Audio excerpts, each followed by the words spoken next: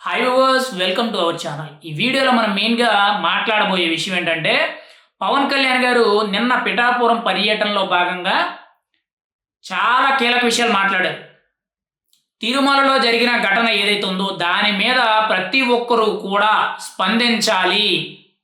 TTD మెంబర్లే కానీ, TTD board committee చైర్మనే కానీ, మెయిన్గా ఈఓ కానీ, ఏఈఓ కానీ వీళ్ళందరూ ఎవరైతే ఉన్నారో అధికారులతో సహా అందరూ కూడా బాధితులకి, ఆ భక్తులు ఎవరైతే ఉన్నారో వాళ్ళందరికీ కూడా క్షమాపణలు చెప్పండి అని చెప్పి చాలా ఓపెన్‌గా ముక్కుసూటిగా చెప్పడం జరిగింది.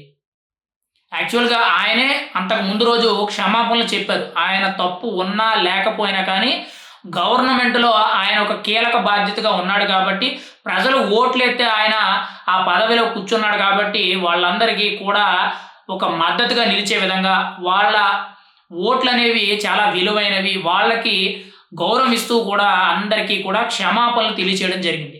ఆయన క్షమాపణలు చెప్పిందే కాక నిన్న పిఠాపురం సభలో ప్రతి ఒక్కరిని కూడా ఉద్దేశించి క్షమాపణలు చెప్పండి అని చెప్పి వార్నింగ్ ఇవ్వడం కూడా జరిగింది.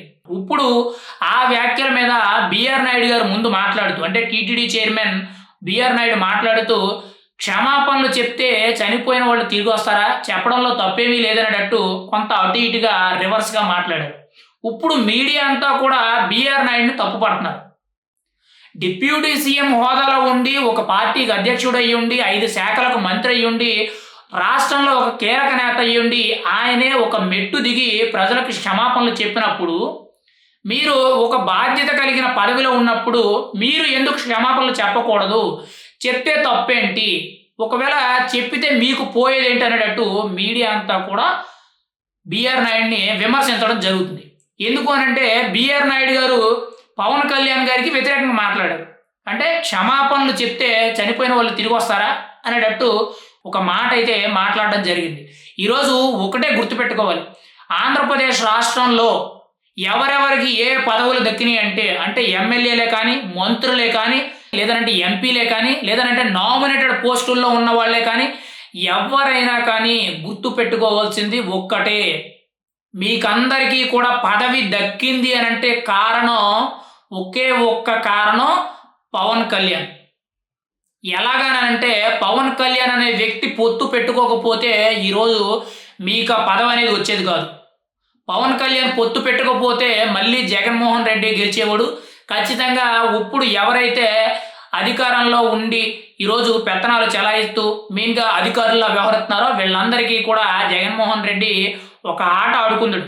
పవన్ కళ్యాణ్ లాంటి వ్యక్తే అక్కడ తన తప్పు ఉన్నా లేకపోయినా కానీ ఒక బాధ్యత కలిగిన పదవిలో ఉన్నాడు కాబట్టి క్షమాపణలు చెప్పినప్పుడు మీరు చెప్పడంలో తప్పే లేదు.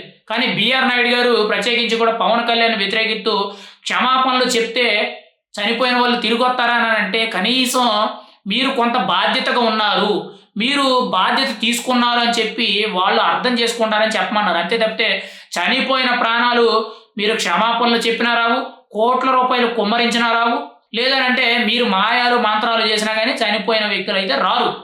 అది ఎవరి వల్ల కాదు. కానీ మీరు క్షమాపణలు చెప్పినట్లయితే కనీసం కొంత మీరు బాధ్యత వహించారు. తెలిసి తెలియక మీ వల్ల తప్పు ఉన్నా లేకపోయినా కానీ మీరు ఒక బాధ్యత కలిగిన పదవిలో ఉన్నారు కాబట్టి చెప్తే ఖచ్చితంగా కొంతవరకు కూడా ప్రజల్లో మిమ్మల్ని అర్థం చేసుకునే గుణం అనేది పెరుగుద్ది. అది మర్చిపోయి పవన్ కళ్యాణ్కి వ్యతిరేకంగా బిఆర్ నాయుడు గారు అయితే మాట్లాడుతున్నారు. ఈరోజు బిఆర్ నాయుడు గారనే కాదు, నేను రాష్ట్ర వ్యాప్తంగా ఉన్న నామినేటెడ్ పోస్టుల్లో ఉన్నా, లేకపోతే ఎమ్మెల్యేలు, ఎమ్మెల్సీలు, మంత్రులు, ఇలా ఎవరైతే అన్ని పోస్టుల్లో ఉన్న ప్రతి ఒక్క వ్యక్తి కూడా గుర్తు చేసుకోవాల్సింది ఏంటనంటే, పవన్ కళ్యాణ్ దయ వల్ల మీకు వచ్చింది. ఈవెన్ సీఎం చంద్రబాబు నాయుడు గారు కూడా గతంలో చూసుకుంటే ఎలా ఉండేవారు, ఇప్పుడు ఎలా ఉన్నారు అనేది మీరు అర్థం చేసుకోవాలి. ఎందుకు అనంటే, పవన్ కళ్యాణ్ పొత్తు ఫ్యాక్టర్ అనేది, పవన్ కళ్యాణ్ ఎప్పుడైతే జైల్లోకి వెళ్ళి పొత్తు పెట్టుకొని ఆయనకి ధైర్యం చెప్పి మాట్లాడి ఆయన బయటకు వచ్చిన తర్వాత రాజకీయం కలిసి చేద్దామని చెప్పి చేశారో అప్పటి నుంచి కూడా రాష్ట్రం ముఖచిత్రం మారిపోయింది. ఈరోజు మీరు చేసే ప్రతి చిన్న పని, అది ఏ తప్పిదం జరిగినా కానీ ముందు మొదటి నింద పడేది చంద్రబాబు నాయుడు మీద. ఎవరు ఏం చేసినా కానీ చంద్రబాబు నాయుడునే అంటారు. బిఆర్ నాయుడునో లేకపోతే టీటీడీ పాలక మండలిలో లేకపోతే ఇంకొకళ్ళు అనరు. ఏదో క్యాజువాలిటీగా అంటారు అంతే తప్పితే మెయిన్ గవర్నమెంట్ ఎవరిది, గవర్నమెంట్లో కూర్చున్న సీఎం ఎవరనంటే వాళ్ళని తిడతారు. అది అర్థం చేసుకొని మాట్లాడాలి. క్షమాపణలు చెప్తే మీ నోటి ముత్యాలు ఏవి కూడా పోవు. మీ కోట్ల రూపాయలు ఏవి పోవు. మీకేది వచ్చి పోదు. క్షమాపణలు అనేది ఖచ్చితంగా మీ విలువను పెంచుద్ది తప్పితే మీకెక్కడా కూడా ఇంత రవ్వ కూడా మీకు అవమానం అయితే తీసుకురాదు.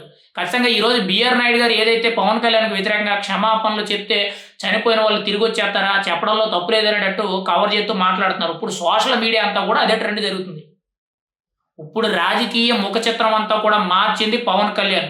అది గుర్తుపెట్టుకొని పవన్ కళ్యాణ్ గారికి ఎదురు మాట్లాడాలి లేదనేది నిర్ణయించుకోండి ఎవరైనా కానీ.